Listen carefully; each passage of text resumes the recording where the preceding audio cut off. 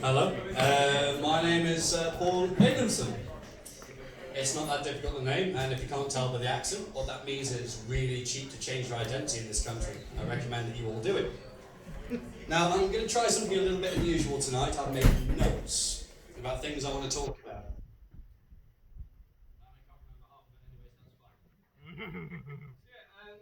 Paul, I'm 32 years old. Hands up if you're in your early 30s. Anyone? One. Really? One of you? Two?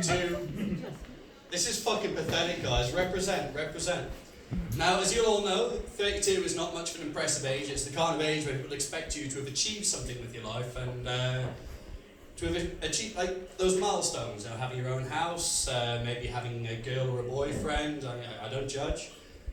And in case you can't tell by the way that I'm dressed, I've got none of that.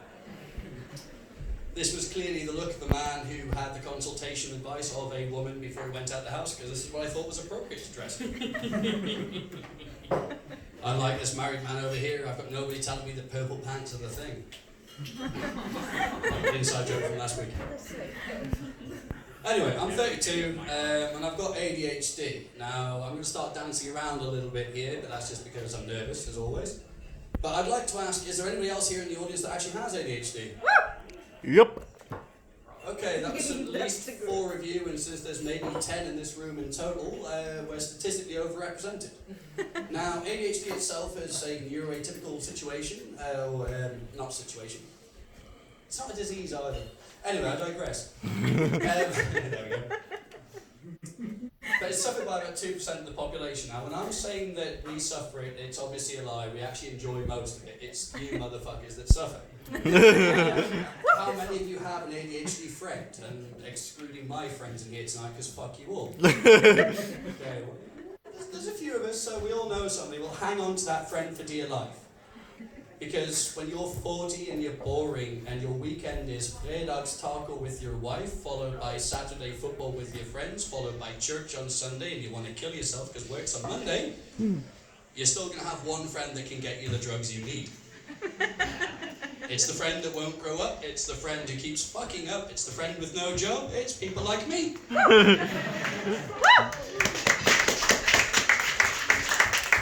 Now, I happen to know that one of the big sort of symptoms of ADHD is that we're very impulsive people. We do a lot of stupid shit without really thinking it through. You can tell by my accent that I actually did grow up in the UK. Like, I've got Norwegian parents, but I was born and raised there.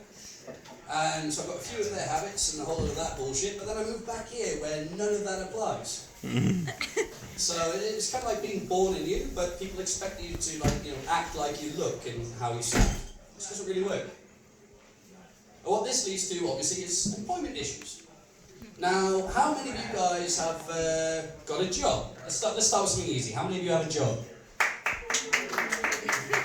These days, not many people clapping. What the fuck? At least get on stage for free beer. We'll accept anybody. Look at this. Oh yeah, free exposure. Yeah, silence. Now, one of the big drawbacks to ADHD is this whole sort of like impulse control thing. I actually decided to move to Norway because I got into a conversation with my boss in England.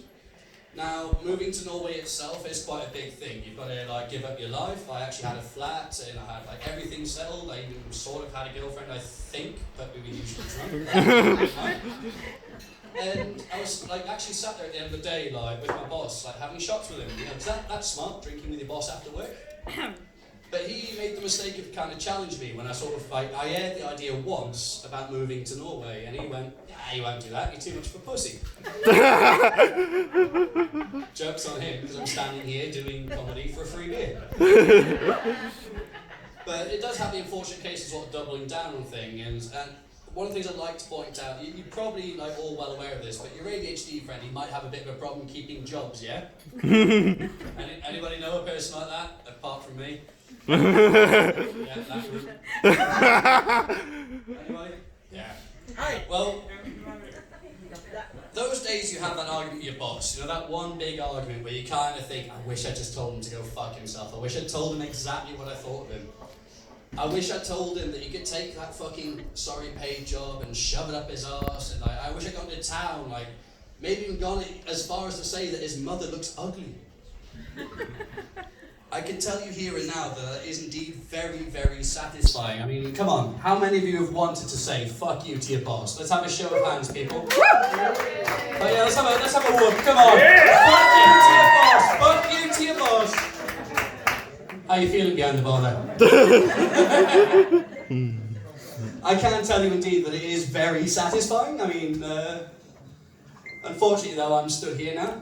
Nav have actually said that since I'm such an angry person who likes to unionise and punch the boss, satisfying, I might be useless to society now.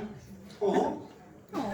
So I've got two choices. It's like comedy or politics, and since none of you motherfuckers are laughing, I guess the world's fucked then. I'll be both, thank you.